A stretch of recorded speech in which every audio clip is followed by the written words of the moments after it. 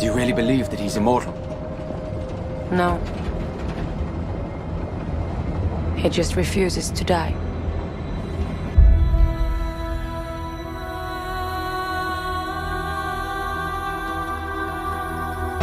It has begun! It's showtime.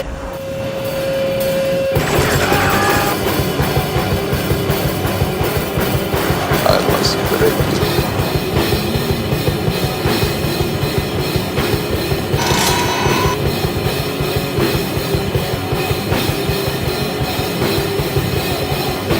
I'll be back.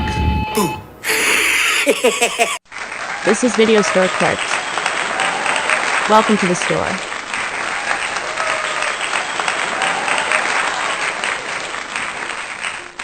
Why, hello, ladies and gentlemen. It is Tuesday, 10 p.m. You know what that means? It's Video Store Clerks Podcast time. I'm Chad Mang. I'm Chuck. I'm Mike. He Am I is muted? Mike. Am I muted? Nope. No. Oh, that's weird. It says on my screen the host muted your mic. I did a minute ago. You're good But now. Good. If you can hear me, I am still Mike. And if you shall see, Dave is not here. He is still on the mission. Well, fuck him. We'll hopefully see him next week for our Thanksgiving special. Gobble, gobble, gobble, gobble. Gobble, gobble. Get your turkeys. Get your turkeys. As tonight, everything will go in order as follows. As usual, we'll throw some news. We'll talk about this wonderful film we plan to do this evening, Sisu. The sequel is coming out Friday, November 21st. Cannot wait till this weekend so I can go check that shit out. And then we'll throw up our clip of the week, and hopefully we don't get canceled, and then we'll get some ads done and get the fuck up out of here. So without further ado, good gentlemen, All right, then. let's pop off with some news. Okay. Okay.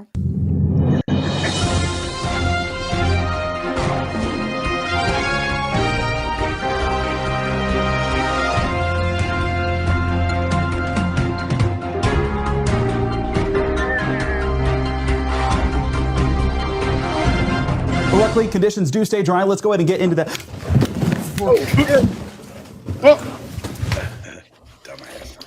Hello. First day on the job. First day on the job. Oh, shit. Up first this week on the news, as usual, the top 10 box office smashers. Number 10 being Chainsaw Man. Did 1.5 mil this week, doing 41.2 mil the last 4 weeks. Buzzing its way right out of the top 10.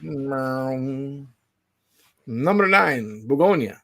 Did 1.6 mil this week, doing 15.6 the last 4 weeks. Still have no idea what that movie's about, but I've heard good things. I don't know. Mick said it's pretty dope over there on the Scene Snobs. Okay. Number 8, Sarah's Oil did 2.2 mil this week, doing 8.5 the last 2. I don't see it being around much longer. Number 7, Nuremberg, 2.4 mil this week, doing 8.4 mil the last 2 weeks. Heard it's good. Yeah. I like Russell Crowe. Oh, yeah. See, I always loved the original Gladiator with him. Like, he was the shit in that movie. I don't care for that movie, but I've always liked him. He's always like that cool dude. You don't like Gladiator? I'm like, I'm not into that kind of thing. I mean, the second one, not so much, but the first one's fire. I don't care about that. I don't care about Game of Thrones. I don't care about any of that kind of shit. He's not American Gangster. No, I'm just talking about like that Medieval kind of shit. Oh, Yeah, that kind of that Roman Yeah. times. that Yeah, genre. it's Spartacus. not my thing. Were you not entertained? No. Come on, man. He's walking through a wheat field, holding hands with his little baby. Number 6. Forgot where I was at. Keeper, first week out, did 2.5 mil. I thought I'd do a little better than that. Keeper. Yeah. I've heard mixed reviews about it. I'm hoping it's good, man. I want to like Perkins, man. I'm a fan of his dad, and I like the monkey. Longlegs was shit. And so I'm really hoping I'll give it. You know, if this movie's good, then all right. You have your bad movie, Longlegs. Hopefully everything else is solid. So I'm really wanting to like it, but I've heard some horrible things about it. I'm like, I'm just ignoring everybody until I see it. Speaking of long legs, Chuck has a birthday coming up, don't you, child? What? Yeah. Yeah, Number in 5. January. Black Phone 2 Oh. did $2.6 million this week, doing $74.6 million the last 5 weeks. Let me ask you a question. Do either of you give a shit about those movies at all? Black Phone? Chuck, you haven't seen them yet, have you, Chad? No, I haven't seen the first one. I saw the first one and I hated it. And I've been told that I'm going to hate the second one too. People are trying to be like, oh, it's better than the first one. I'm like, and you're a huge fan of the first one, aren't you? Okay. I'm going to wait till it's free and watch the second one and the first one. Yeah, I'm going to do that too. No, we've talked about this. I don't mind the first one. I don't think it's anything great by any means, but I didn't mind it. I don't know. And this one's supposed to be better. You know, the whole premise from the first one. I don't want to say anything because Chad hasn't seen it, but yeah, different styles. You know, Might surprise you. Number 4, Regretting You did $3.7 million this week, doing $44.7 million the last 4 weeks. I feel like I'd make that much if I counted how many times I've actually said that to a woman. Every time. Yeah. Every time. Number 3, Predator Badlands did $12.6 million this week, doing $66 million the last 2 weeks. Don't watch that one yet? No, I wanted to go see it this weekend, but these fucking clowns. I've got buddies who they're cool with sci-fi and stuff like that, and they said that they really liked it, but they compared it to a lot of movies I don't give a fuck about. So, like, I just it's too sci-fi for me. I know that sounds ridiculous. I love Predator, I love Alien, but like it's too fantasy. It's too that's what I'm trying to think. It's fantasy. Right. Just, I don't know. CG Predators don't look good. Honestly, they look weird. Number 2, Chuck's favorite film, The Running Man. First week out, did $16.5 million. I have not heard anything good about that. I don't think it looked good to begin with. No, it's not even close to the Arnold Schwarzenegger version. So I saw the not good either. Recall, and fuck that movie too. That movie's not even good either. It is good. Damn it. No. Who loves you and who do you love? Move on. We like the OG. Yeah, we got to do the Running Man. Come on, man. I'm gonna be sick of that thing. We got to do the Running Man. What about the Cabbage Patch or the Roger Rabbit? No, but one week we should do the original Running Man film. But Chad, you got to be Dynamo. Get the light up. That's expensive. Start doing little opera music. Number 1. Now you see me. Now you don't. Magic First Man. week out, $21 million. Okay. What movie is fine. that? Not too shabby, huh? What movie is that? It's the third installment to the Now You See Me magician movie with Jesse Eisenberg and Woody Harrelson and Dax actually went and saw that Incredible Hulk not too long ago, and he saw it Saturday or Sunday, and he enjoyed it. He said it was fun. I don't mind those films. I think they're fun. I didn't even know what the fucking something word. I wouldn't normally watch. What's his name? Dave Franco and Mark Ruffalo. Isla Fisher. Who? Isla Fisher. Who's That's that? nice. She was the crazy chick from Wedding Crashers that was fucking around with Vince Vaughn. Oh yeah. That chick. She was married to Sacha Baron Cohen. Oh yeah. Okay, I know what you're talking about. Yeah. I bet she's crazy. Yeah. Turned out today we had a death of the Kessler twins, who apparently decided to leave the world today at the age of 89. Yeah, Crazy shit. They made their own decisions. Crazy shit. Good for them. I hope they rest in peace. I have no clue who the fuck they were, but They were on some old shit. They like danced and sang or whatever on like Dean Martin and yeah, I looked up a little bit, but I who never was the other heard of them. fucker? Ed Sullivan.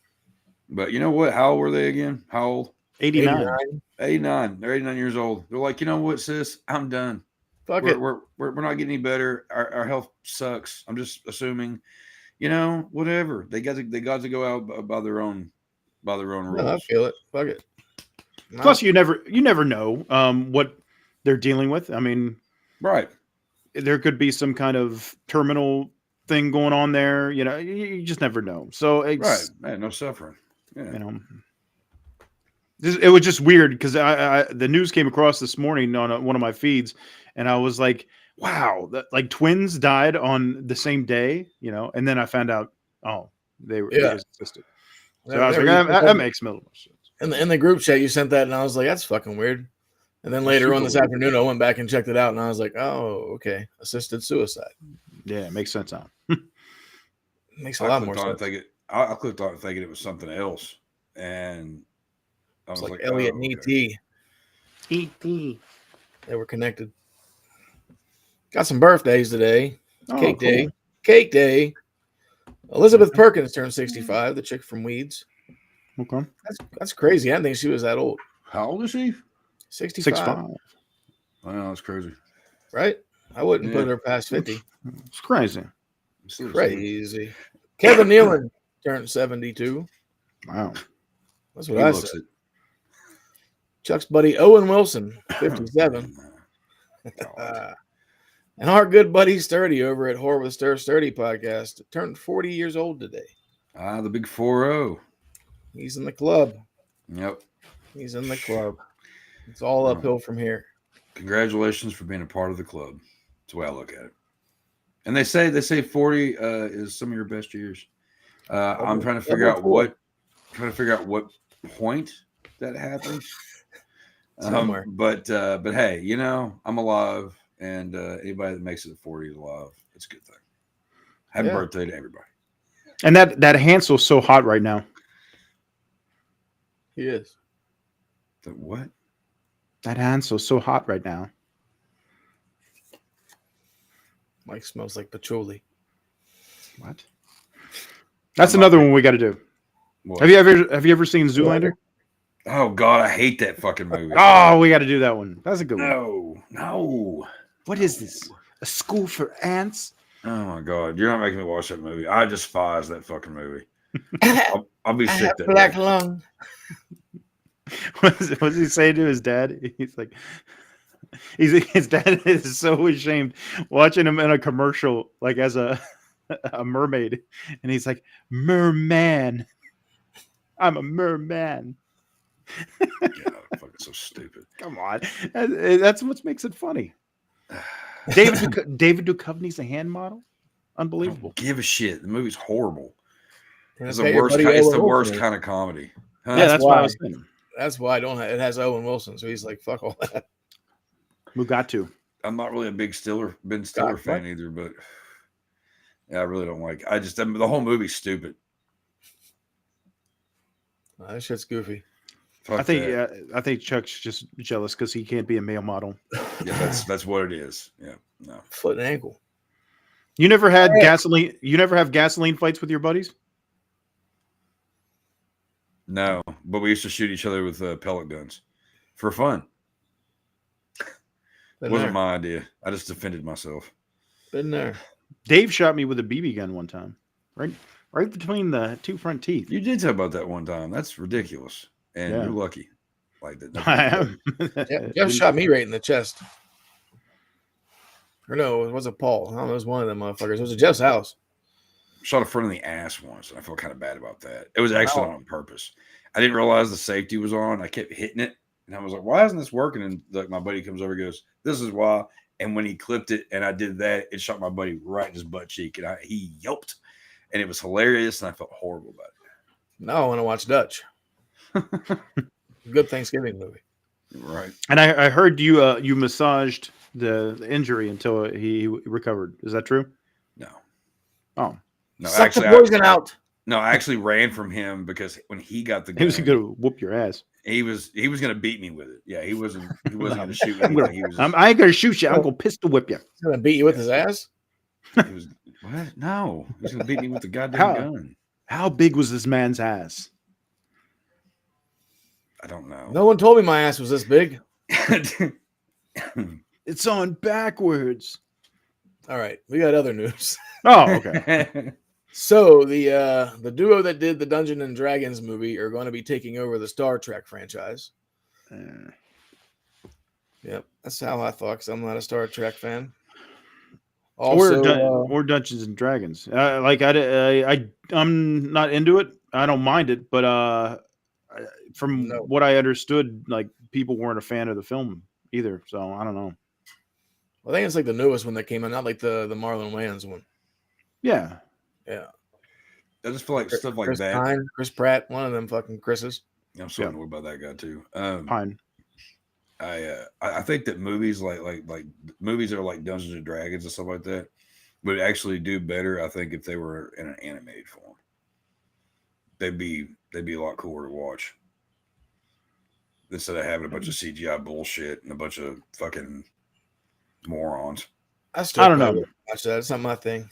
It's not my thing either. Mine either. But I mean, I think the idea of it, the actual game, is cool and all. If I'm going to be writing stuff, I'd rather be writing books. Makes sense. Sure. Yeah. Not our thing, folks. If Not you're our in the chat, go ahead and sound off. Let us know what you think about Dungeons and Dragons, the movie. Hated it. Garbage. Any Nintendo Zelda fans out there? They just dropped some photos of the Zelda movie online, so you can Google them up now and check them out. Doesn't look terrible, but I probably won't see that shit. The game was dope, but I'm sure they're gonna fuck this movie all up. You never know with video game movies, man. You really don't. They don't really have a good rapport of doing well. Nah. Is it supposed to be like the Mario movie? Like animated? It looks animated / live action. Strange. Well, I mean, I don't know. Don't know. Gonna roll the dice with that one. Yeah. Superman 2, Mang of Tomorrow. Pierce Brosnan may be coming back to play Dr. Fate. Okay. Interesting. Yeah. And then after interviews of Now You See Me, Now You Don't, director Ruben Fleischer has been talking about he'd like to do a third installment to the Zombieland franchise for 2029. I did see that. I feel like I saw something about that. I'm over zombies, but those movies are fun. Yeah. I've been over zombies for a while, but I love the first Zombieland, and the second one, it's okay, but it's not horrible. I wouldn't mind the third one. Yeah, be a good trilogy. Woody Harrelson's a shit. That's what I was getting ready to say. I'm a Woody Harrelson fan. I would like to see more of him. He does a good job. I'd like to see him hit the convention circuits. Woody, if you're listening, hit the conventions. Your fans want to see you. It's true. we got stuff for you to sign to complete. Oh yeah, I've got a double video cassette of Natural Born Killers that does the fold out. That I would love to have him and Juliette Lewis on. Yeah. I thought you had the box set of Cheers. I wish I did, but I don't. Oh, that'd be dope. Yeah, it would be. I've got Mork and Mindy, but that's totally different. I can watch some Cheers. Speaking of Cheers, you look kind of like Norm down there, Chad, with that hair. Normie. Oh, I need my mug of beer. Yeah, George went. Yeah, R.I.P. George. Yep. Yeah. And last but not least on the news front, Tom Cruise finally gets an Oscar. It's an honorary Oscar for all of his work over the decades, but he's got an Oscar. Hey, cool. Kudos to him. It's crazy that he has never won one. Like, that's kind of weird. Right. Like, he's done a lot of shit. Yeah. And a lot of memorable roles and movies. It's the Academy standing up to Scientology. Could be. You can't control us. Us? Yeah, the Academy. Yeah. Oh, yeah. But that, gentlemen, is the news for this week. Wasn't a whole lot. There was a little bit more, but kind of dumb shit. Stuff that isn't worth mentioning. Well, speaking of, now that I'm thinking about it, because I just said Mario, I don't think we mentioned last week that the creator of Mario had passed away either. He wasn't the creator of Mario. He was the creator of the books, the comic books. Oh, the manga. Yeah, manga. Yeah. But I mean, that's where Mario came from, not the video game. Like that's the basis for the video game. The world. Right. Yeah. So yeah. I'm just saying he didn't created name Mario. it. Right. He didn't. Yeah. Okay. Yes. Either way, rest in peace. Kazuki All right. Motoyama. Time for the main event, gents. Sisu. God bless you. Gesundheit. Gracias. Runtime 91 minutes. It did. Budget was 6 million euros, but it made 14.3 mil in the box office. First came out at the Toronto International Film Festival, September 9th, 2022. Then it was released in Finland, January 27th, 2023. Then the U.S. got a hold of it April 28th, 2023. And like I said, this movie was in my top 3 for our year in review of 2023. And writer-director Jamari Highlander, he did this. He did Rare Exports, The Big Game. Also, the star of the film, Jorma Tamila. He was in both of those, and so was his son Omni, who was also in this film. He is the tank driver. Now, you two said you've never seen this before. I know Dave said he hasn't. So, thoughts? Chuck, you go ahead. Well, Swig. I didn't know. I never know what you all had me watch, but when I saw the trailer for it, when you should, I think you all showed the trailer for it last week. Yep. Yeah. I was pretty intrigued from that, and watching it, I thoroughly enjoyed it. I'm not really much of an action guy, but when it's done in a serious manner like this movie is, fast paced and just to the throat, literally, and some of the kills, which we'll get into some of this shit. Like, just, I mean, good stuff. Good, and one of my favorite knives to the head that I've seen in a long time. Just throw that out there. It's great. Yeah, it really sets the tone. You know, that's the first kill, and you don't really know what to expect. And all of a sudden, it's like, all right, it's on right from there, and it doesn't stop, nonstop. And just like it says down on these posters below, glorious carnage. That's perfectly worded, because that, you know, we talked about Rambo last week. This is in that same category. It's in that same category as John Wick. It's just endless violence and for fun purposes. You know what I mean? Especially when you're killing Nazis. All right, everybody likes to kill a Nazi. Time. Yeah, that's fun. Always a good time. That's what everybody was saying was this is the John Wick of the 1940s. All right. I mean, I whenever I was watching it, I was like, please don't kill the dog. That was my thing. I was like, because that not only do I not want to see the dog die, but I was like, it would be too similar to John Wick, you know. Warning, spoiler alerts. If you've not seen this movie now, there will be things that might spoil it for you. It doesn't matter. If you haven't seen it, go watch it now so you can go see the sequel, because it looks just as fucking dope. Yeah. That's right. This week, Sisu 2. Well, it's not even Sisu 2. It's just Sisu Road to Revenge hitting theaters this week. So this is why we're kicking it off, talking about Sisu, having a good time, man. It's like last week we're doing Rambo. We got all the violence, man, and it's getting me hyped up. You know, I'm gonna beat the shit out of somebody. And I got my gold right here. I'm not gonna let anybody take it. You stinking Nazis, get away from me. Yeah, if you haven't seen this film and you're watching, it is basically about takes place in 1944 during the end of World War II. Dude's a gold miner. He's trying to get back to his hometown or whatever, like I guess it'd be a village or whatever in Finland. Film is filmed in Finland, and it's a finished film. But so he's trying to get his gold back. Then he gets fucked with by some Nazis, and he decides, you know what, you guys stole my gold. I'm fucking killing you. Yeah, which is basically the definition of Sisu. Is just once you have something dead set, nothing will stop you, even death. Yeah. He refuses. He refuses to die. That's right. Yeah. Like, I don't know. Whenever I first watched this movie a couple of years back when it came out, like I was just like I saw it like pass by, like scrolling through shit, and I'm like, I might be all right. Then one night I broke down and was just like, fuck it, I'll watch this shit. I was very surprised and impressed. Yeah. Because like you guys said, like once this shit starts popping off, it don't fucking stop. And the shit's just out there. Like there ain't no way like, this would happen. And then there's like serious tones and then a lot of like some humor. Sure. Yeah, and some then, of the deaths are kind of funny too. Yeah, and then I was watching a bunch of like behind the scenes shit today with Yorma, and he was saying like his dad was part of that war. So it touched him really deep. Like, and he was just like, it was kind of weird reliving some of the shit my dad went through. Yeah. Wow, that's crazy. Yeah. But no, this movie's fucking fun. Like Mike said, the dog does not die. Yeah. Thank God. Yeah, dude. That Little, I was like, no. Little Bedlington Terrier. Yeah. Doesn't have a name. He just looks like a fucking sheep.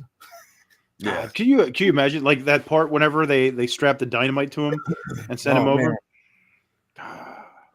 I think that's what made him jump back in that plane. Like, fuck you. Yeah. Like, you're dying. Well, it's bad. It's bad enough that the horse gets blown up from the that's landmine. so funny. Yeah. The whole landmine thing, all of it is kind of funny.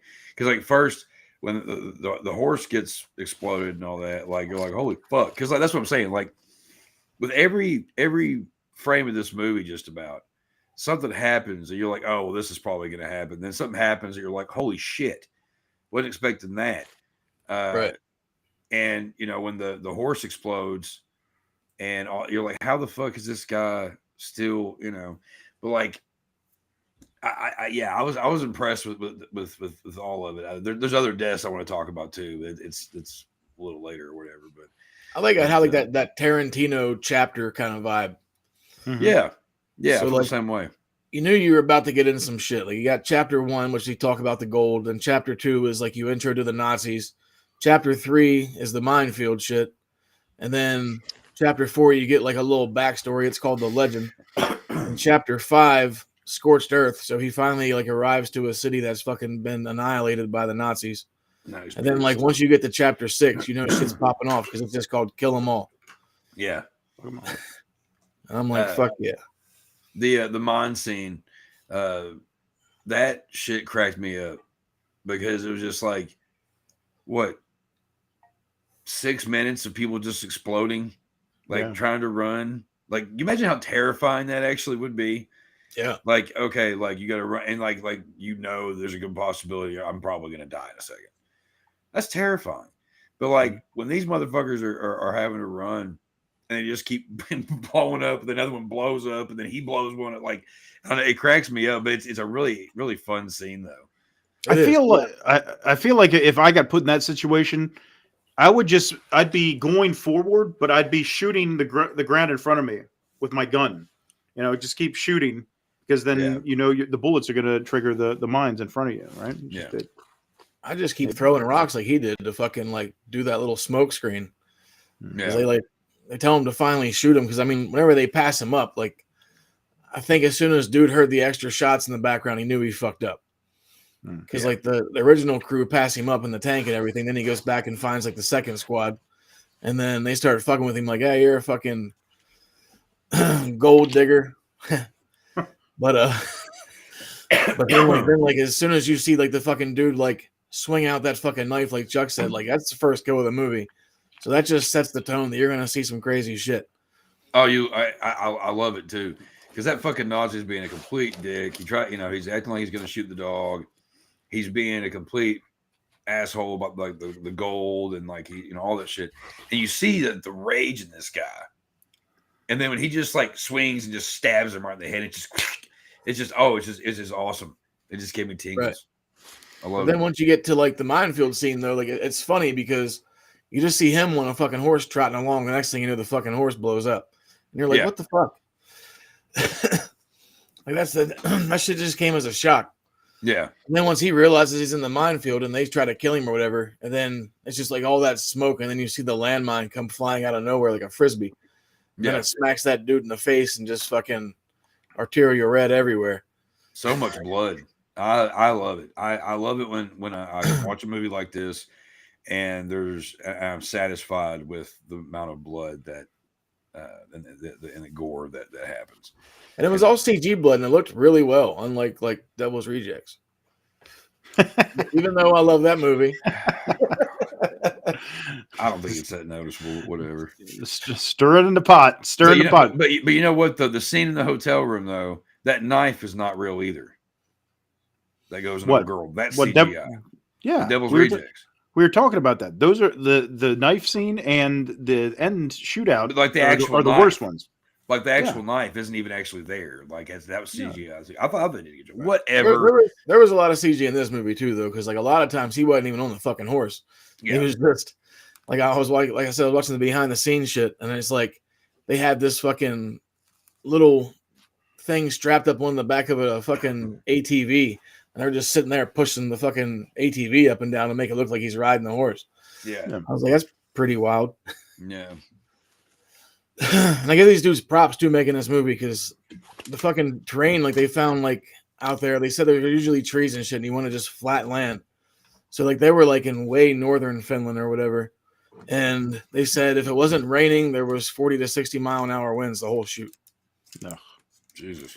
And then like the fucking one dude that played Wolf, Jack Doolin, like he was out there with no shirt on most of the time. Yuck. He kept reminding me of John C. Reilly. Like for some reason, whenever I'm looking at Wolf and the main Nazi guy, what's his name here? Bruno. I kept thinking that it's John C. Reilly and Bill Burr as Nazis. That's kind of funny.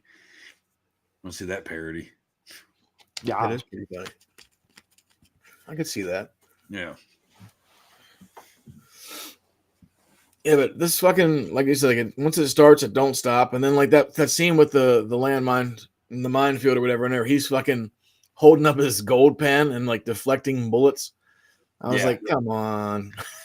Well, that's the thing about it. It's like, this isn't a film where you're going to sit down and say, "Oh, I'm going to get some substance." It's not. He doesn't even have any dialogue until the end of the film. He goes the whole film without dialogue.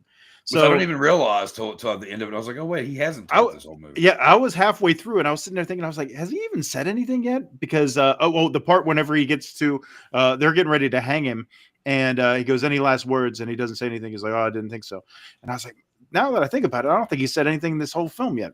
Yeah, so, like I said, it's not a film where you're going to get like all this great monologue or anything like that. It's over the top violence. It's silliness. It's just like we were saying with Rambo, where these guys, like you have 60 Nazis that are shooting at this guy and can't hit the broadside of a barn.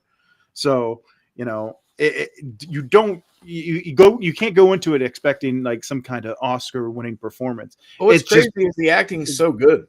Mm-hmm. Yeah, the acting's fine, but it's not like it's just geared towards just the pure action. You know what I mean? Yeah. Yeah, it's not holds barred, man. Because you can see his emotions on his face. Like he's fucking great in this fucking movie. Yeah. Like I don't even think he speaks English, though, because like whenever I was watching the behind the scenes shit, like everybody was like describing like their characters and everything like in the scenes in English, and he was the only one speaking Finnish. So I don't even know if he knows. Like I can't. I've seen Rare Exports, but it's been a long ass time. He's in that Christmas too. movie. Yeah. Okay. Yeah. He's in that too, and then his son's in another movie that Helander did called The Big Game, where Sam Jackson's president, and then his plane gets shot down, and then like this little kid who is Omni, which is Yorma's son, saves the president and gets him out of the woods because he's being hunted. Okay. I saw that forever ago whenever I had surgery. I was at my mom's house when it was on, and I was like, fuck it. I've never heard I was all fucked up on pain meds, so I was just like, I was watching everything. Been there. But yeah, like that, the minefield chapter may be one of my favorites. But then once he gets away from those guys after that scene, though, and then he's hiding out by that fucking burnt up truck, and then he like falls asleep or whatever because he's like fucking bleeding to death by things. He got shot a few times. Yeah. But then he gets underneath that one truck and he's like covered in gas, and then he gets out, and then they send the dogs on him, and he fucking takes the match and fucking strikes it, and he just fucking catches on fire and runs towards this fucking little lake. I'm like, what the fuck? Yeah, like when he's underneath the truck and he stabs it and he's got gas everywhere. I was like, okay, so he's throwing the dogs off or whatever. Throwing off the scent. Yeah, and that's all I thought that was. But then it was like, oh no, but he's got another idea. Sets himself on fire and goes jetting down goes to the lake, whatever. But it's also what he does next, which also surprised the fuck out of me. Because I was like, I never would have even thought to ever put that in a movie. But when the Nazis go after him, well, there's one guy that's told to go under the water or whatever, goes down there, and old dude slices his throat and then starts breathing through his throat. Yeah, the oxygen that's coming out of his body. Yeah, like I was like, that's fucking genius. I've never seen that done in a movie. Now, that's I don't know if brutal. I don't know if that's feasible in real life, but it's an interesting concept. Yeah, it was cool. I was like, oh shit, that's how he's going to stay underwater that long. Okay. I was in complete awe of this movie from pretty much the start of it. Because it's like, what happens next? Like, oh yeah, I mean, he drags it because they have the whole other guy in the boat, and they're telling him to like go after him now because he got the other guy and killed him too, and he gets freaked out and starts rowing backwards, and the main Nazi guy is telling him like, you move, we're gonna shoot you. He's like, desertion is the killable offense. Yeah. And then dude comes out of the fucking lake, grabs him, and uses him as a fucking shield to run off. Yeah. Which he'd have been shot like 40 times in that process too. Yeah, the bullets from that gun at 50 would have cut right through both of the body. Like paper. Yeah. So yeah, we could sit here and tear apart this movie completely because there's like so nothing. Like even the tank was a Russian tank and it was from 1960, so it wasn't a German tank and it wasn't from the 40s. Nothing. So, I mean, you can definitely tear this apart, kind of like Rambo. But I mean, it's just one of them films you just fucking sit back and enjoy. Fun with. It's just fucking like carnage, like it says on the fucking box, man. Or like whenever they hang him, and it's like, okay, he's not dead from being hung, and then when they leave, he's propping himself up with his wound, his wound into that metal spike on the pole. And it's like, no. But who would even think to do that too? Like, as much as that would fucking hurt, like I wouldn't think that. I'd be just like, fuck, I'm dead. I mean, they even show it. He like bleeds so much. Like, I don't know how long it was. I mean, it went from night to day, so I would assume hours. He would have bled out. He would, there's so many things that are ridiculous and far-fetched, but it's cool because, all right, this guy's putting a metal spike in his bullet hole to prop himself up so he can live. And then the plane comes by and shakes the thing up, and he starts, the noose starts tightening again, and it slides down and finally slides off, and he gets away. But yeah, ouch. So contrived. Yeah. Yeah. Anger is the motive. Hate is the motive. It's like if anybody had a horseshoe up their ass, it's him. Oh, dude, now, he was on a mission. I meant to say, whenever we were talking about the mine scene and the horse, I liked how it's shot where they're like shooting at him and they're missing, and then the guy Bruno tells him to stop, and then all of a sudden it's like him and the horse is almost in slow motion, and I'm like, what's going on? Like, why? What are they waiting for? Because I was like, why did they just stop firing at the guy? And then that's when the horse steps on the mine and blows up. So I like he went over that little ravine or whatever, so they couldn't see him anymore. No, they could see him. It was just he knew that he was getting ready to walk into the minefield.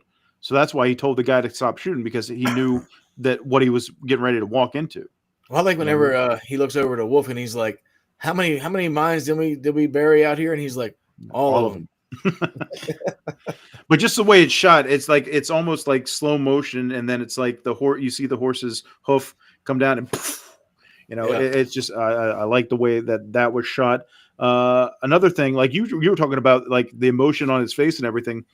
Whenever he gets down from the noose and he's sitting there, and he this is after he killed the one guy, and the other guy he hit with the rock or whatever, and he pulls that one piece of gold out that the guy stuffed in his pocket, that Bruno stuffed in his pocket, and he's sitting there and he's looking at it, and then he like throws it on the ground and like kind of kicks his foot, like some dirt over it, like burying it. Cause he's sitting there thinking, he's like, what am I doing? You know, I'm risking my life. I'm risking my dog's life for over some gold. You know, I'm so, you know, like without saying any dialogue, this is what I'm taking from the character, where he's just like going through this process in his mind where he's like, man, you know, is it worth it? You know? Right.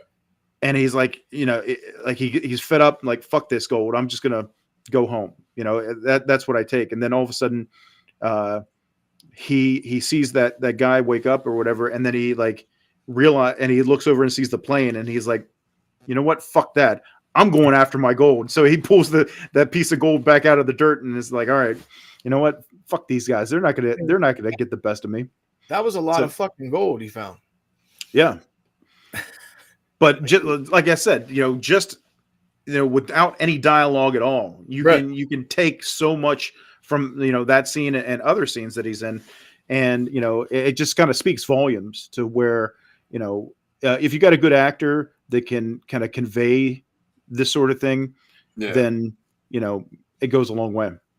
Well, like, I like that scene in that, like the same scene, like the same location, but the scene where like the fucking pilot that he knocked out's all tied up. And then he's over there fucking like wearing hardly any clothes. He has like his long johns on, and he's like digging pieces of shrapnel out of himself.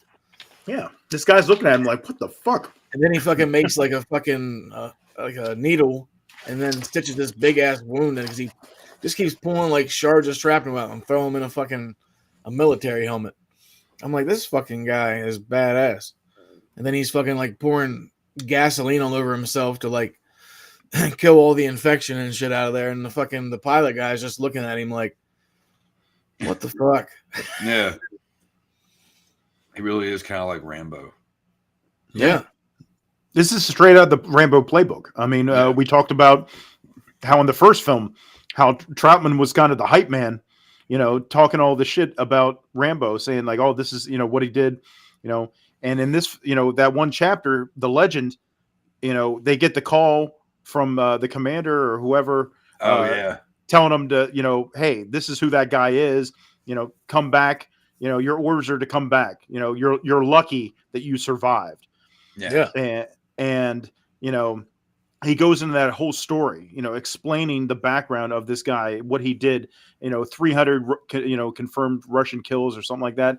And he becomes the hype man for this guy, you know, and basically sets the tone where, because it's like, you know, you don't have to have the flashbacks or anything like that. You got this guy straight up telling you his story and telling you how much of a badass he is. What did he say? The detail to how they got his information too is dope. How they found his fucking dog tags. And they just fucking radio it back and find out that he's the fucking one man death machine. Yeah. What did they say? He's one motherfucker. He's one motherfucker you don't want to fuck with or something like that? No, yeah, he's one person you don't want to fuck with. Yeah. A Tommy Corpy. But Bruno was like, you know what? Fuck our orders. We're going after him. This gold's our way out. Right. And that's what I mean. There's like so many different like stories going through with the movie, because like he's looking at it as, he's like, he even says like, we're about to lose this fucking war. Once we go back to Germany, we're dead.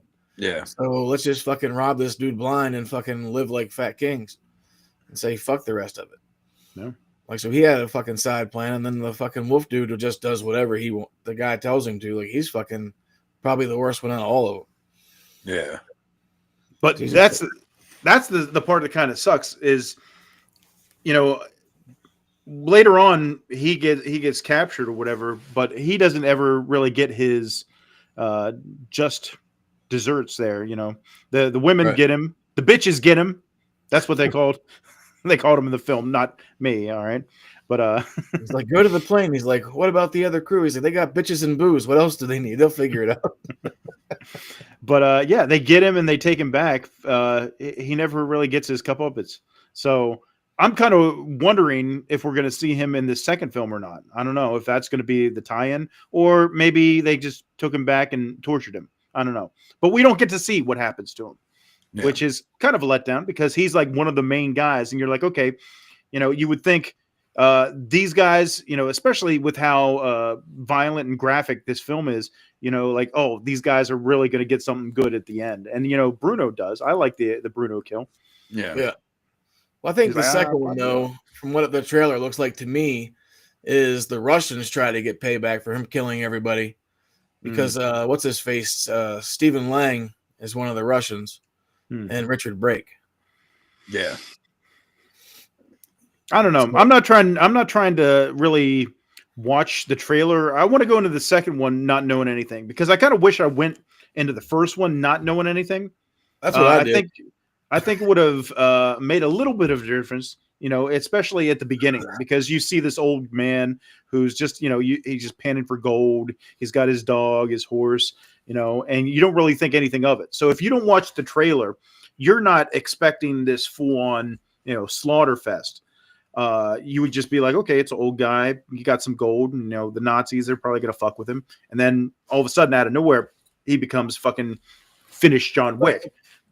But they give you like the idea that he knows some shit, because he has them fucking, when he's like in the very beginning, like bathing himself and shit, like you see these scars, man, like fucking like from the top of his chest all the way down to like his belly button. Like someone tried gutting that fool like a fish. Sure. And he wasn't having it. No. So you got to figure he probably did that shit himself too. Man, can you imagine finding that much gold? Fuck no. It'd be Get great. your pants, man. Yeah, something like that. And especially like you're out in the middle of basically nowhere, and it's like you find it. It's like finding the biggest, treasure you could, and it's like, okay, now that I've found it, how do I get it somewhere safe? Especially in the middle of a war of all things. Right. You're going to have to encounter all kinds of shit along the way. Yeah. So, well, I like how he steals that plane or whatever, and then he I guess ran out of fuel because that's what they were looking for whenever they landed. But then like the German guys pull up to it, and then the one dude's like, "This guy's been hanged." He's like, "Are you sure?" He's like, "Yeah, that's my rope." He's like, the one I hung Corpy with. And then they're like, "Ah, fuck this, let's go. Like, let's get the fuck out of here." Yeah, Bruno's like, let's get the fuck out of here. Yeah. But little do they know, he's already fucking ready to be on a truck. Because that one guy's like talking some shit. Then like next thing you know, he just stops talking. And he's like, "Are you okay?" Then he's fucking dead. Then he just climbs in the back of the truck. And that's what he said, like, really touched him the most about the film too, is because he always heard about how the Germans would take the females from Finland and hold them and take them back just to pretty much have their way with them. Yeah. And he was like, once I jumped in the back of that truck, because you can see the reaction on my face where I'm just kind of like, fuck. Like they're stealing my people. Yeah, and then it ends up being like almost a second hype situation where you got that woman talking about him, and saying, look, this guy, he's not immortal, but he just refuses to die. They're just adding, he's legendary to them. They know all the backstory about him and everything like that. Her name was Aino. And she's just telling him, it's like, look, you and your whole company are already dead. Yeah. He's like, what's so funny? Nothing. Yeah. Her name is Mimosa Williams. Apparently, she's a pretty big actress in Finland. Oh. Mimosa Williams. That's a name. Yeah. She's cute, too. Not too shabby. I like that whole segment's fucking nuts, too, though, because he basically fucking kills everybody. They hijack the one truck. And then the chicks, he gives a bunch of guns to the chicks, and they shoot all the soldiers. And then finally, Wolf gets out on the fucking tank, and they start having a fucking fight on top of a tank, which is probably the last place you'd want to have a fight at. But I like whenever he's like hanging out. Very of the Indiana hole, Jones. Yes. right? I like whenever he's like hanging out of the fucking hole, and you just hear him go, huh, and then his fucking legs just come pulling up out of the hole. And then fucking Bruno's just like, ah, fuck. Dude, that the airplane thing, man. When he's like going towards it, there's no, like, what the fuck is he doing? Because he's just like not giving a fuck. He's going full shooting force. rounds. And then, Oh, whenever he's in the bike and then driving Yeah. towards them. Okay. like that whole scene had me like on edge because I am deathly afraid of heights, and just imagining, like, dude, like it just fucks with me, like that. I don't know. That's what I'm saying. Like this movie, like has so many scenes. Like there were so many moments where I was actually going, whoa. Like I was by myself watching it, you know, and I was being very vocal about it, and you know, and that whole scene kind of stuck out with me because you know the guys, I think they got away. I'm jumping a little bit, aren't I? No, jump around, jump around, Pack it up, pack it in. That's basically pretty much the next shit anyway. But yeah, no, like, and when you realize he is actually on the bottom of the plane. I love the reaction of the two Nazis that are flying the damn thing, because they're just like, because so first off, like, you know, he's driving towards him, he's shooting at him, he gets the one guy in the neck, and then they think that he drove by, but all they actually are seeing is the bike, right? And then like when they start hearing noises, they're like, no, he's dead, blah blah, like, you know, whatever. No, it's an old plane. Yeah. And then when he starts making his way through up to the thing, like, I think we have a problem. And it's like, I'd be like, man, you know, I give up. You now have just come through a flying plane without any kind of protection for yourself at all. I'm done. I'm done. Just kill me. I'm not going to fight this. You obviously are indestructible. Like this guy's badass. He's one of the most badass characters I've seen. Cracks me up though, because like he's on that fucking bike, and then like you said, like he just kind of disappears, and you don't know anything. Then whenever they finally like pan around to like showing the bottom of the plane where he's just hanging there like this, it's fucking like it's just too funny. Well, because like it's kind of like taking Die Hard, Rambo, and fucking Commando, and like all those action movies from the '80s, and just throwing them all in one. Because it's like, you know, whenever he's driving towards the plane, he has the pickaxe and he's like, and you see him swinging at the plane, and you're like, oh, what happened? Did he just, like, you know, miss or whatever? But then it shows him out of the plane. So this guy is relentless. All right, man. He's like the Finnish baby face Michael Myers. You can't kill him. You know, it's like whenever they hung him, they strung him up. I was like, dude, you know, you can't just string him up and hang him out to dry. You fill him full of lead right now. Blow him up. Do whatever you got to do. Cut his head off.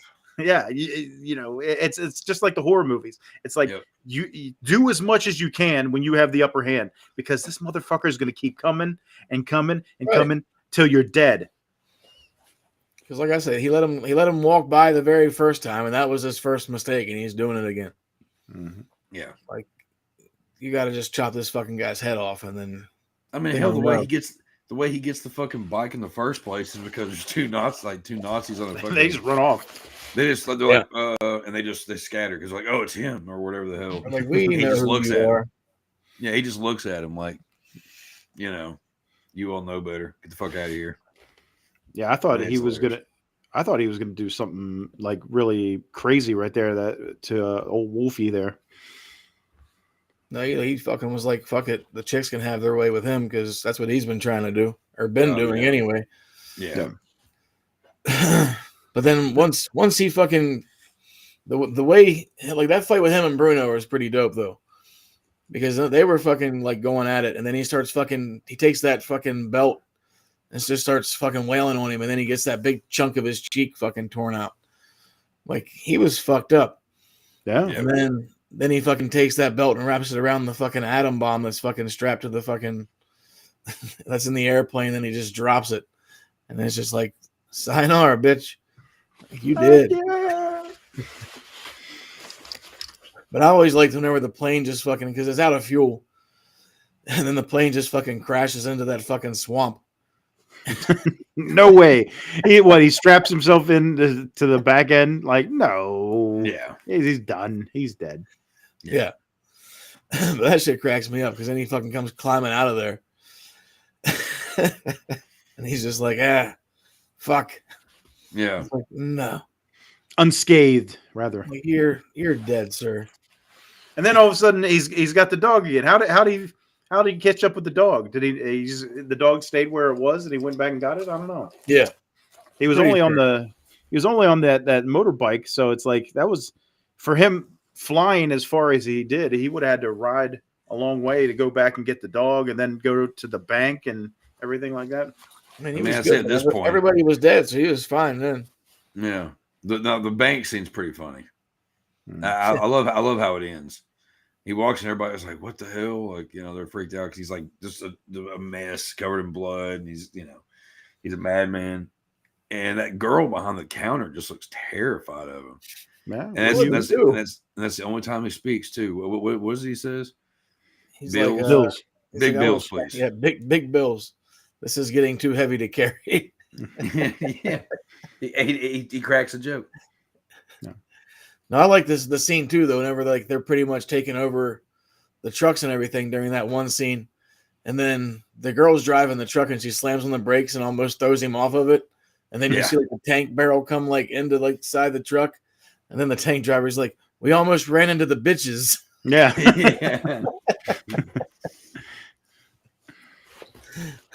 They use the dead guy's hand to wave. Oh, everything's fine. Yeah. It's very clear that something's off. He's laying, but I fucking love this movie, man. This is probably like I watched it last night. Whenever you mentioned that you're about to watch it, I was like, well, fuck it. I'll go ahead and watch this shit too. And then I'll watch it again this afternoon. And now I've probably seen this movie like 7 or 8 times. Yeah. I'm excited about the next one. Do you guys feel like this is a rewatch? Oh yeah. Yeah. It's 100%. one of those ones. Like I said, you can just put it on in the background and, go about your day, doing whatever you're doing and just have it on the background. Enjoy it. It's one of you don't have to sit there and there's not a whole lot of dialogue in the whole film, really. No, it's straight. That's what I'm saying. Like it's an hour and a half long. Does not feel like it because I'm watching it and I'm like, oh shit. And I'm just kind of curious how long it's been on. And it was on for a full hour before I was like, oh shit. It's just everything just so boom, boom, boom. There's not too many movies to do that anymore. And it's fast paced. Yeah. And it's very concise with the chapters and everything. Like, cause I feel like each chapter is only about 10 or 15 minutes long. Right. So it's like, it's like different chapters. Yeah. So very, very well timed down. And another thing I like about this is whenever he's killing, they have like it's almost like Gregorian monk chants going. I don't know what that is. That tonal. Oh, it's throat singing. It's like the Mongolian metal band The Who.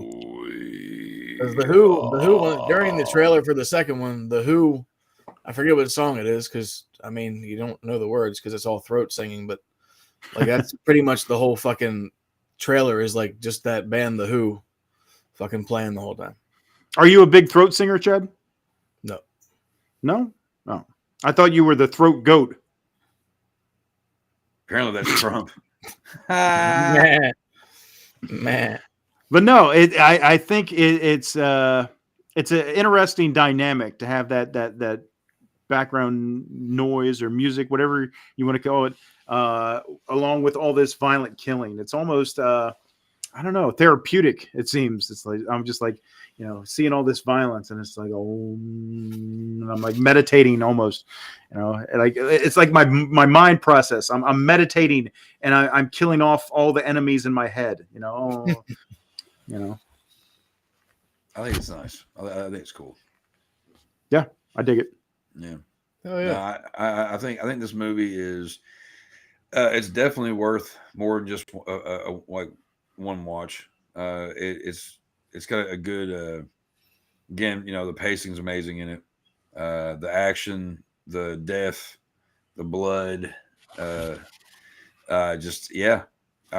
probably one of my new favorites. I really enjoy it. And you know me, I'm really picky about action movies and stuff anymore, but like when it comes to this kind of shit, like it has like that same kind of like if you took Inglourious Bastards, right, and removed everything that was romantic or big crazy dialogue scenes, which is all of Quentin Tarantino's movies, and all that shit. It just had just the crazy action.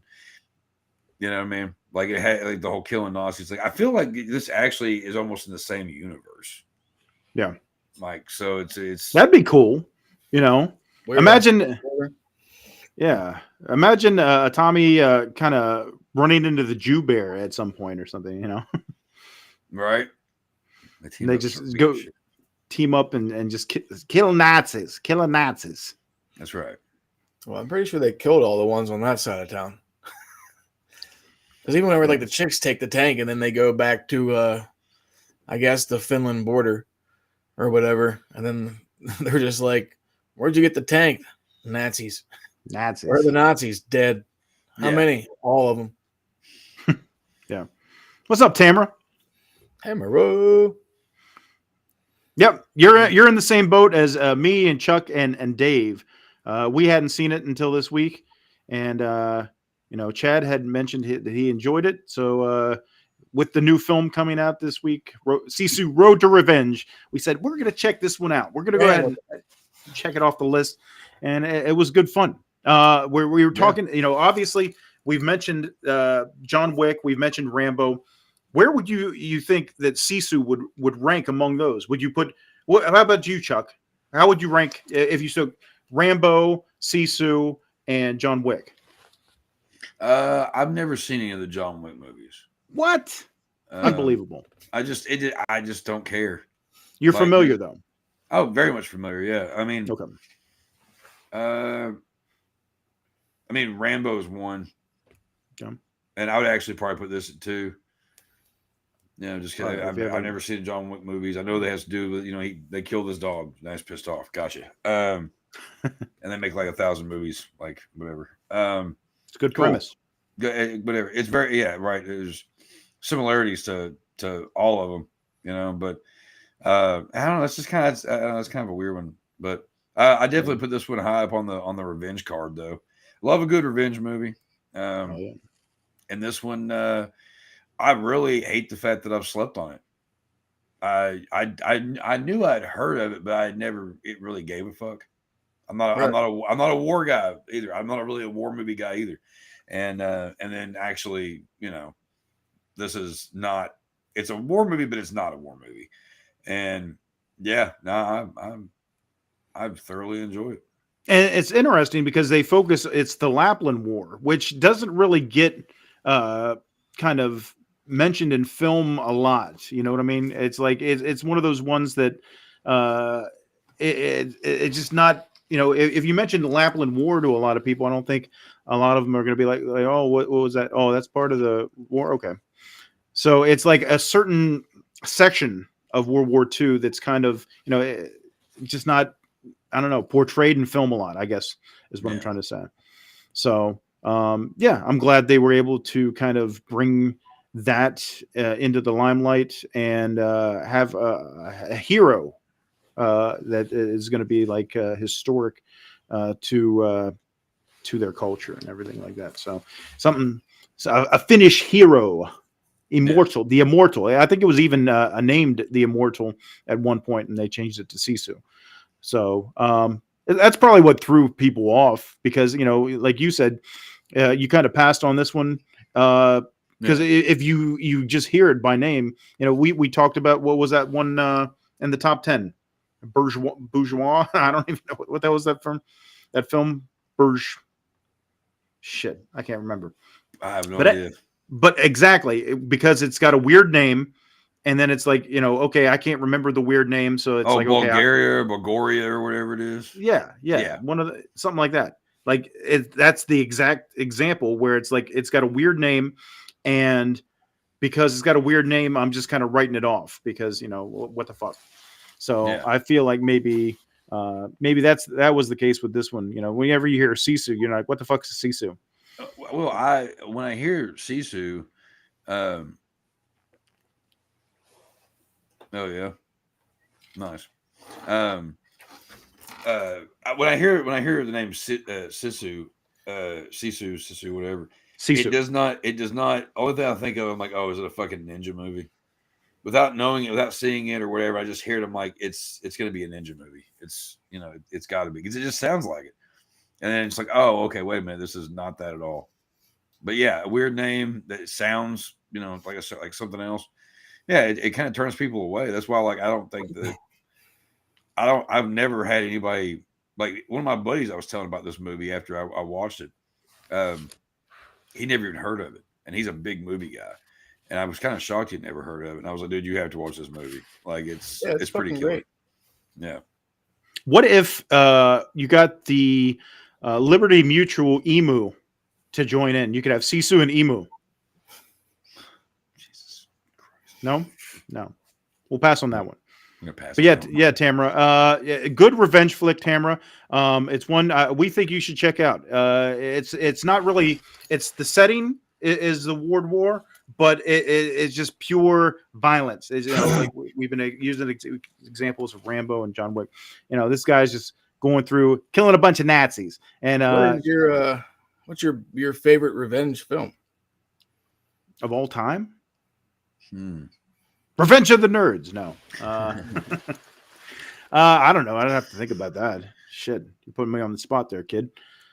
I would know it. I would know it if that wasn't. Think about it, Chuck. I'm going to ask Chad. Okay, so I just asked Chuck. You know, I didn't know he hadn't seen John Wick, so it's kind of useless. But I feel like Rambo is going to be our top one for all three of us, no matter what. Because it's like, okay, you got three of them. If you had to, where are you going to rank Rambo, Sisu, and John Wick? Well, I haven't seen John Wick. Well, okay, fucking Rambo's going to be number one for all of us. Yeah. I feel like no matter what, Rambo's number one. It's tough. It's tough to unseat Rambo. I'd probably put this number 2 to John Wick. Yeah, because that shit gets so fucking out there. I think that's it's like a Hitman version of Matrix. Yeah. Yeah, it's fucking bonkers. I don't know. I'm on the fence because it's one of those things where I can see this being more plausible than fucking John Wick. They've just gone so overboard with John Wick, where it's like, okay, 4 films in, okay, I get it. He's gonna kill everybody in the world and live it. He's got like an ink pen that'll shoot a hole into the size of a shotgun. Like, what the fuck out of my head? Yeah. Old Boy, The Unforgiven. I'm looking through, like, man, there's some really good ones. I kind of couldn't think. The Crow. I know, like, one of my top 3 would by far be Django. That's a damn good one. Sweeney Todd. I love Django. Like, right now, that's probably one of my number 1 Tarantino. Man. Tamara likes Tamara. Death Wish. Yep. Death Wish is definitely in my top. It's up there. Yeah. I don't think I've ever seen that. I've seen her, but I've never seen that. Wait, what is it? A horror revenge film called Tamara. Yeah. Wait a minute. Let me look it up because from 2005. I haven't seen it. I just looked it up. It kind of gives off like a Carrie vibe from the cover, but yeah, she's holding an axe. I know of this movie. I don't know if I've ever watched it or not, though. Might have to check it out sometime. I've passed it 1,000 times when I've been trying to find something to watch. I figured you might say, put The Crow as one of your top ones, Chuck. I mentioned The Crow. Did you? Okay. Yeah. Desperado. Desperado. That's another good one. There's a lot. Yeah. You know, there's so many. I mean, if you also want to go to horror movie, like big time revenge stuff, like, you know, the classic controversial movies like Last House on the Left and I Spit on Your Grave, you know, which both have scenes that are very hard to watch, especially I Spit on Your Grave. But the revenge aspect of it is a win. Much needed revenge for that one. Man on Fire. Oh, Leon. Yeah, that's a good one. That's one. Professional. Princess Bride. Yeah. My name is Inigo Montoya. You killed my father. Prepare to die. Yeah, there's something about that where it's like, man, you just fuck somebody up, like you just kill somebody, whatever, you know, and they come back forward. It's just there's something nice about it. There's an eye scene in this. movie she's talking about. Here's a good one. Good I've seen. Here's a good one I just saw. Law Abiding Citizen. Oh, that's a good one. I ain't seen that shit in a hot minute, yo. That's a good one. We might have to do that one night. Which I one like is that that? film. That's what's his Gerard face? Butler. Yeah, Gerard Butler and Jamie Foxx. Jamie Foxx. Jamie Foxx is the lawyer that kind of like Gerard Butler is like wasn't he like a cop or something before he gets arrested? No, I feel like I've heard of he owns the prison land or somewhere. I don't know. I don't know if Chuck's seen it yet. Oh, that's good shit. Okay, but yeah, it's a good one. We might have to do it one night. You won't regret it. It's fucking dope. Carrie. It's a revenge movie. Yeah. RoboCop. I was thinking of RoboCop actually. Spit on Your Grave is definitely a hard watch. Yes. Well, if you're talking about the original, that one is. Being a guy, it's kind of rough too. I mean, it's well, and the original Spit on Your Grave. That movie is. I mean, there's a 20-minute grape scene. You know what I mean? And it's tough. It's anytime I don't watch that movie. That to me is not a fun movie to watch. So I don't watch it. I watch it like once every like 6 or 7 years. And I fast forward. I bought it for my horror collection once upon a time ago, and I watched it the day I bought it, and then I didn't watch it ever again. It's just so miserable. The remake is a little bit more on the fun side with the movie. They don't focus so much on the things that are happening to her as they are the revenge. It's not one of those movies you have in your collection and you're like, oh, I know what I'll watch.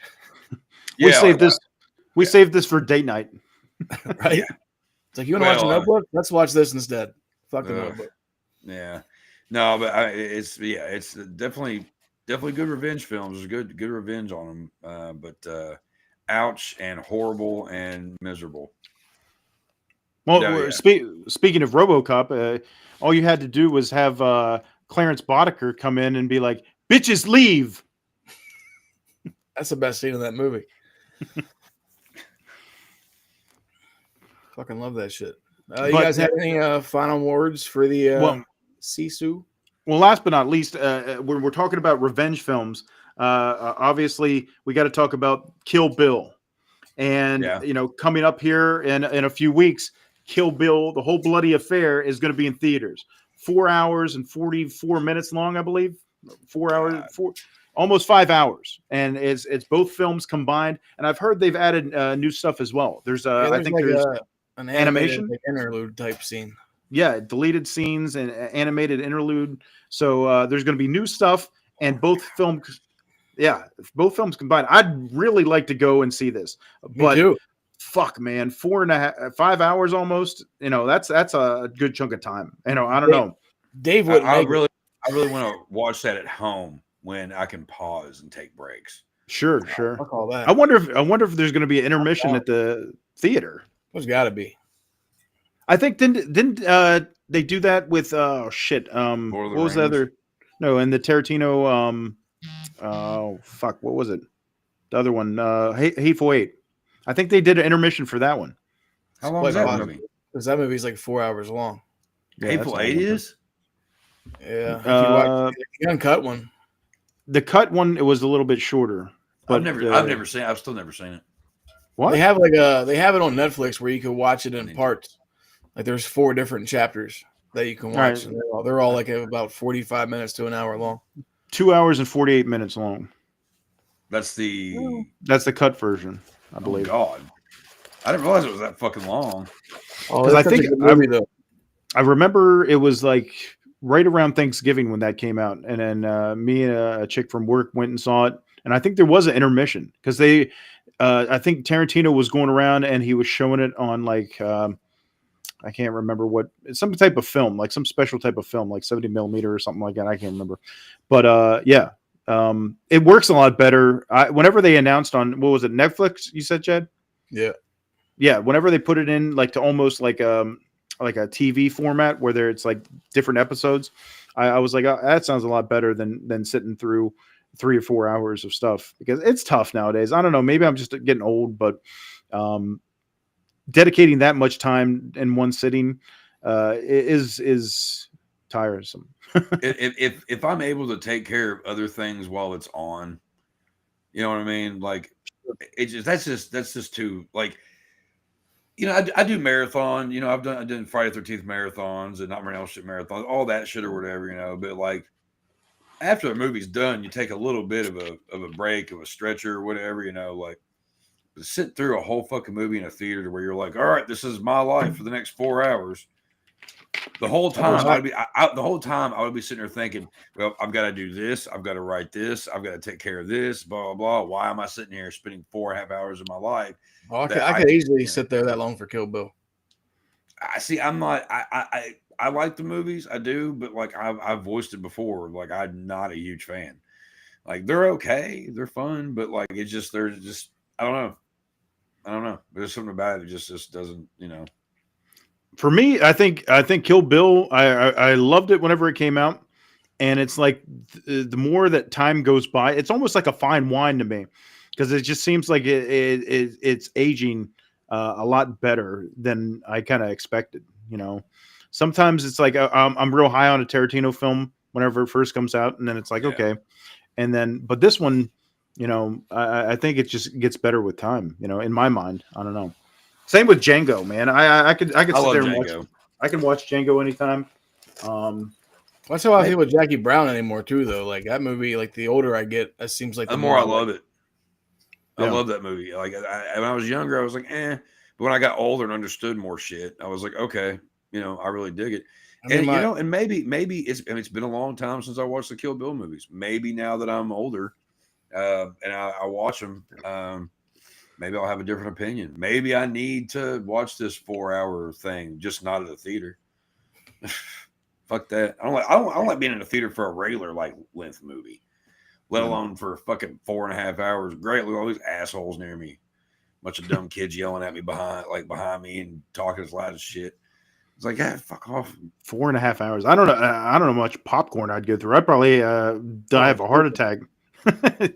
Eating like piles of popcorn covered in butter.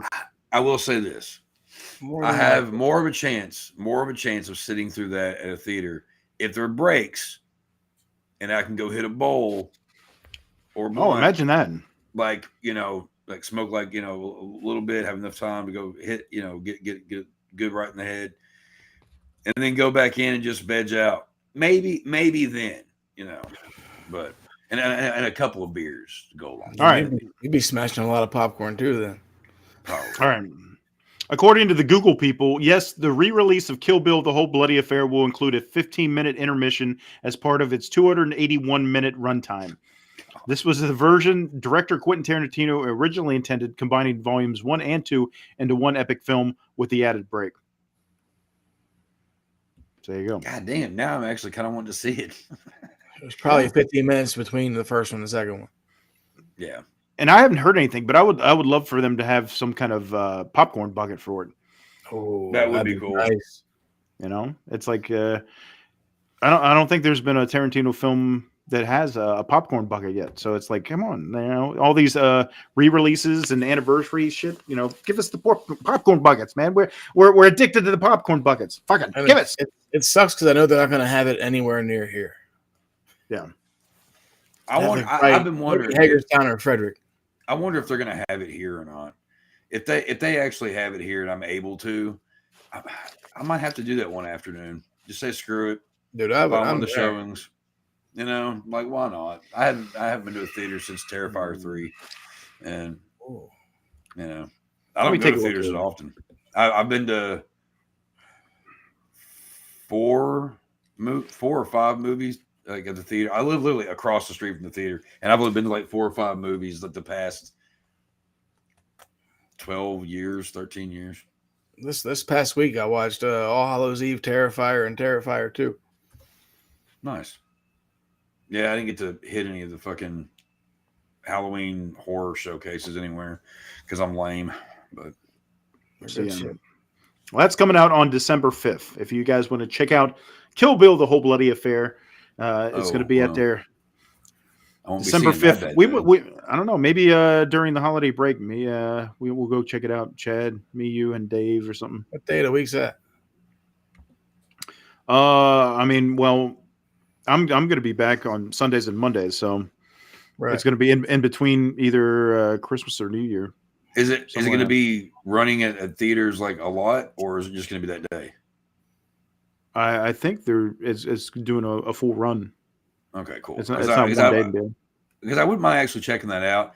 But December 5th is actually also when Five Nights at Freddy's 2 comes out, and me and my son already have it marked on the calendar, and we're planning on hitting that the early show we can because he's over there. Maximus Prime got you going out. Oh yeah, that's our thing. He likes Five Nights at Freddy's, and I didn't mind the movie. I think more than anything is because he loved it a lot, and I've seen it so many times now, and I'm kind of excited about the second. The second one actually looks pretty decent, so I'm curious about that. But I'll definitely check out the Kill Bill thing at some point. Jackie Brown, Pulp Fiction, Kill Bill, and Grindhouse, The Planet Terror. Hell yeah. Hell yeah. Yeah, I love the Grindhouse movies. And everybody gives me shit for it, but I love Death Proof more than I do Planet Terror. No, 100%. I do 100%. too. I mean, I like it and all, but better story. Yeah. Yeah. The characters and just how they pulled it off, it was good. I really liked that a lot. But shout out Stuntman Mike. More realistic. Right. Yeah. All right, gentlemen. So let's say we wrap up the Sisu to prepare for the sequel this weekend. That's right. If you like revenge films, if you like violence, go check out Sisu Road to Revenge this week. And if you haven't seen the first one, go back and watch that, and then go see the second one. It's going to be a bloody good time. And I've got my gold. Yeah, I got my gold right here. I got my bag of gold. I brought it with me, so the Nazis didn't take it away. Wait, where is it? Nazis. Oh, there it is. Nazis. Apparently, it's not much. You got like a bag full of fucking lemon Starburst. I was gonna say, my gold. Look at my gold. I'm going to be eating all these. All right, let's see what the clip of the week generator has us doing. The clit of the week. Oh, what clip? Clip of the week. Let's see what they what sites they have to show us.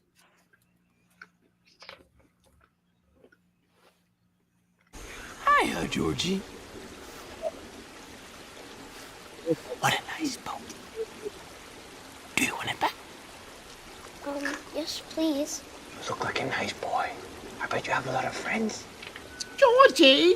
3, but my brother's my best S. Where's he? In bed, sick. I bet I could cheer him up. I'll give him a balloon. A balloon! They all float down here. With both those movies, that scene always gets me. I mean, hell, like, he rips his fucking arms off. Like, Just one. Well, whatever. He's got the other one. He still has one opposable thumb. Yeah, I'm not crazy about it these days. I mean, I watched the new episode of Dairy Sunday night, and then I watched both those movies. Oh yeah. I don't know, man. I don't know. I was just clowning around. I started Welcome to Dairy, and I don't know. Started on Welcome to Dairy, ended in porn. No. It starts out, and you're like, holy shit, what the fuck? And then the first episode of Welcome to Dairy. And then for me, I was like, it's long and boring throughout that first episode. And then at the very end, it gets fucking crazy, without spoiling anything. And now I'm halfway through the second episode. Yeah, that's what we're talking about right now. Halfway through the second episode, and I'm getting a little bit bored again. So I don't know, man. I'm kind of on the fence about this film. Sorry, not film, this TV series. But I will say the one thing that it does better than any of its predecessors is the scenes with like any type of monster or scary shit is very intense. They go above and beyond, and I'm like, this is kind of terrifying, whenever you're watching it. Like it's not just your usual stuff. It's a little bit little bit more. I don't want to give anything away, but I would say check out the first episode at least, and then gauge it on that, because there's some crazy shit that happens. I think you'll be surprised, Chuck, because you'll be like, holy shit, because that's the way I was. I even messaged Chad. I was like, I don't know how I'm feeling about this Welcome to Dairy thing, and then I'm like, the ending came, and I was like, holy shit. I'm gonna check it out at some point. Just I don't know. I'm also curious about some of the Easter eggs that are in it from Easter eggs, from some other Stephen King references and all that stuff. So yeah, but I've heard kind of the same thing. Yeah, but I have heard kind of the same thing, that like it starts off kind of strong, then gets kind of boring, then gets okay, and then it's just so. I don't know. We'll see. It's a mystery. Yeah. Oh, for sure. It does have some crazy shit. Yeah. I was really surprised at how graphic it got. I'll say that. Is old dude playing Pennywise in that one too? Yeah. Huh. Well, but Skarsgård. Episode 4 just came out, and you don't really see him yet, but you kind of see him. Well, they've said that he's going to be in episode 5. Yeah, he's like a background type player at the moment. Okay, I might have to give it a watch, but I might wait until like the season's done. See, I was worried they weren't going to throw him into like the later episodes, kind of like Tulsa King, where like all season long you're waiting for fucking Sam Jackson to show up. Fucking episode before the last one, he fucking finally shows up, and you're like, this fucking character is way better than this whole fucking season. So, I didn't even know he ends up on that, but I haven't watched any of that show. They're doing a spinoff with him on it. Oh, really? Yeah. Huh. What's it Ray called? Ray from NOLA. It's called Ray from NOLA? No, I don't know what it's going to be called yet. Oh, I was like, Jesus Christ. Okay, whatever. Anyway. The Enola Gay. It's a plane. All right, gentlemen, let's run some ads and let these folks get out of here. I think we've taken enough of their time. Hey, we're on our time. Ho, ho, everybody!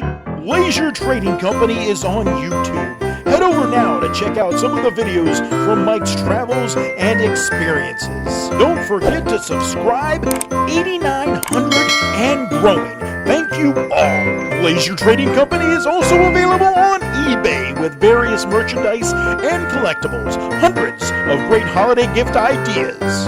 That's Laser Trading Company to all, and to all a good night. You bit off a little more nasty than you could chew. Now you gotta deal with all the nasty coming down your throat.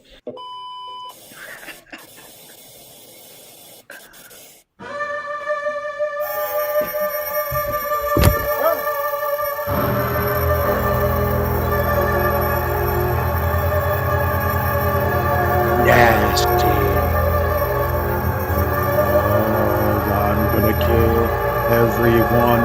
Satan is good. Satan is our pal.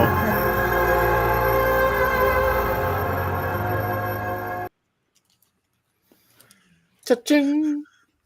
You love that Nasty Boys intro, don't you, Chuck? I do. I really fucking do. That makes me so happy. That makes me so fucking happy. All the nasty coming down your throat. So, but I'm going to say something though. Okay, go ahead. You're selling Wicked merchandise. Yeah, that pays the bills. Whatever. Hey, selling that shit. Spreading the bad word to the children. Did you show them your Megan bucket? What? You don't want that. The Megan 2.0 popcorn bucket. Do you have it? God. It was $5. Yeah, that movie may suck, but the other one is just horrible. I never finished the first one. I don't mind the first one. I like it. It's funny. I like her little dance and then cutting the guy up. I don't know. It looks kind of weird and creepy to me. Creepy. If you want a good robot cyborg movie, Companion, that would be the one you need to check out. All I know is it's got to happen. If these motherfuckers have a brain in their head, they got to do a Megan Chucky mashup. That's what we need. I think it'll be entertaining. I'd watch it. Of course we would. We would definitely watch it, and then we would go, "Oh, that sucked," or "That was surprising." But nah, I'm over that shit. Very good. Well, then check out Companion, because it starts out kind of like you figure, and then it ends up not being what you're thinking. Oh, Good no. movie. Well, gentlemen. Yes, sir. And ladies, as everybody knows, next Thursday is Thanksgiving. Yes, it is. So next Tuesday, we will be doing our Thanksgiving special. Ooh, yummy, yummy, gobble, gobble. Oh, you fucking turkeys. Oh, bunch of turkeys and giblets. We're going to have all the trimmings. All the fixins. Fucking fixins. So I say next week, we go 2 days before Thanksgiving and travel from New York to Chicago. Well, how are we going to travel? With planes, trains, or automobiles. There we go. So Thanksgiving special next Tuesday. Planes, trains, and automobiles. The John Hughes 1987. Steve Martin, John Candy. Man, that's going to be good. You know what? Candy. You know what? I would recommend if you're going to join us next week, go ahead and watch Planes, Trains, and Automobiles, and also hop on Prime and watch the John Candy documentary. I Like Me.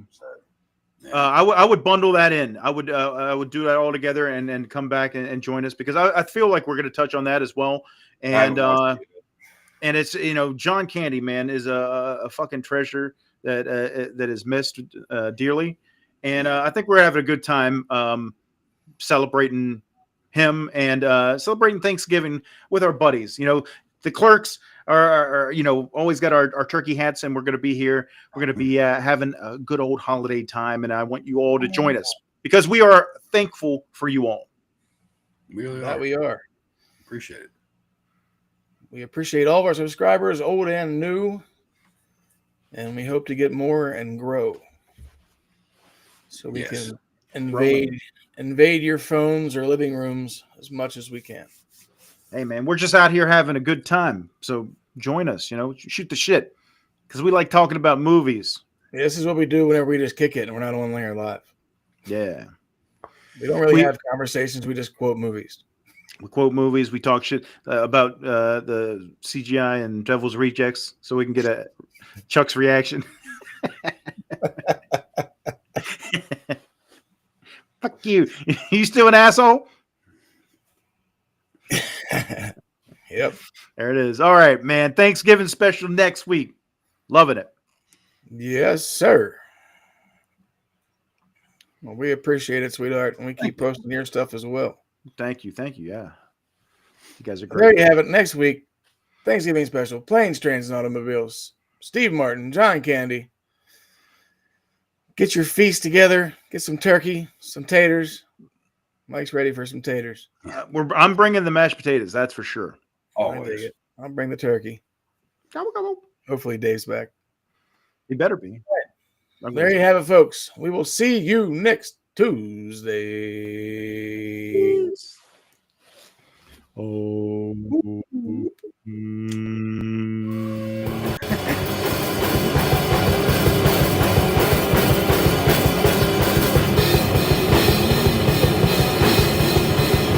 Go kill some Nazis!